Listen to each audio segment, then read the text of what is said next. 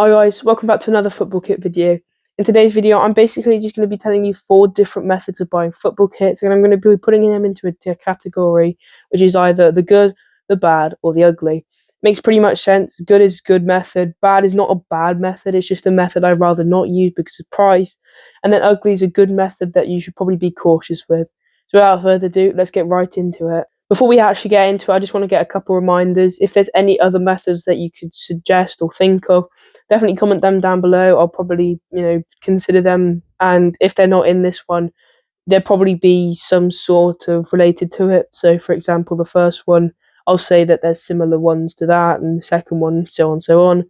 But yeah, if they don't fit into a category or something similar to what I'm going to say, please comment down below. If they're like completely different, there is one that I know of, which is outlet stores, which are really different. I should probably make a video on it, but I'm not sure. But anyway, let's actually get into this video. Starting off with the good, we have Vinted. Vinted is basically just a website with millions of clothes on it, and there's a ton of football kits on there. This is probably my favourite method, and it's not the most I use the most. It's quite spread out in my collection actually, but some of my best kits are from Vinted. Some like this AEK Athens home kit, this Cardiff home kit, which This right here is my favorite thing ever. is definitely one of my favourites. And they're all under £20. Of course, they can vary in price, but the main thing I quite like about Vinted is that you can offer prices. Basically, it gives you an offer to offer, or the option to offer even, and you can pick a price either 10% down, 20% down, or a custom price. You can also message the seller, so you can ask for different photos of places you want to see. And yeah, it's probably the best method. I only get kits that are good quality on there, and they usually specify that they are good quality, and the trust is usually pretty good.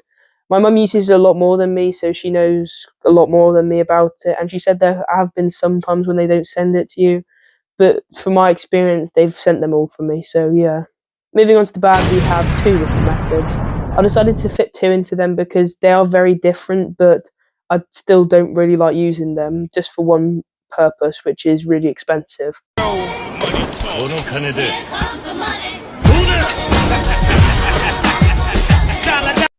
Starting off, we have club or producer store, which is basically buying it straight from the club or straight from the brand that makes it. I've only done this a couple times when buying a Cardiff kit, which is this season's and last season's home kit, and they are very expensive. They're upwards of like £70 for my size, but they are, immaculate qualities. They're straight from there, and they're good trust because they're straight from there. If you want to have more real football kits in your collection, I would definitely suggest this. This is definitely a method you should probably start off with, just because if you want to get your season's home kit for your team, it's probably a good method to start off. That's how I started, at least, with the Cardiff season's last kit. So yeah. The second one for bad is classic football shirts. If you don't know what classic football shirts is, it's basically just a website with millions of football kits on for really expensive prices. There are some really nice football kits on there, nice retro vintage ones, but they are very expensive. Some of them, just because they've been match worn or signed, are sometimes £200, which is just way too much. I've only bought one shirt of them, which is this 11-12 Cardiff home kit, which is a really nice kit, and I didn't know about it before. It was £20, and it's not immaculate quality, although they did specify, but the picture doesn't really show it, which is a bit annoying, but yeah. And some of their lesser stock usually sells out pretty quickly, but some of their more stock is usually put for cheaper just because there's more of it. But anyway, I've only used this method once, so I don't really want to talk badly about it too much, so let's just move on to the last section. Finally, we have the ugly. Basically, what I mean by the ugly is that they're just a good method that you should probably be cautious about it. It's a pretty obvious method, which is fake. Fake football shirts are everywhere at the moment. Everyone's seeing fake football shirt websites, and to be honest, it's not a great thing, but I do quite like using them. This is probably the method that got me into football kit collection, just because there were so many of them for so cheap. Some of my favourite examples are the Sporting home kit, which I'm going to upload a short on in a couple of days, and also this Portugal home kit. I've got a couple other ones which I like, but those are probably the standout ones. I got them on both on JJ Sport, but for £12, but I can't find the new version of that website. I've recently bought a Club Brugge kit on DHgate, which hasn't sadly come yet after a long time, so I'm not sure if it's going to come or not. Hopefully, though.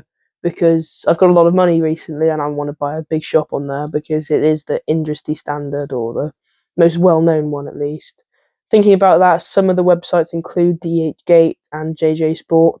They're probably my favourite method just because I've used JJ Sport before, and that the DHgate have lots of different options. Like, I wouldn't be able to get the Cardiff one on JJ Sport. Anyway, thank you so much for watching this video. A bit of a different video to what I usually do, so a bit experimental video, a bit experimental thumbnail. So yeah, I really hope you enjoyed it, and I really hope that this really helps you buying football kits. Most of these methods I have used, of course, I've used all of these methods at least once. So yeah, anyway, I will see you in the next one. Peace.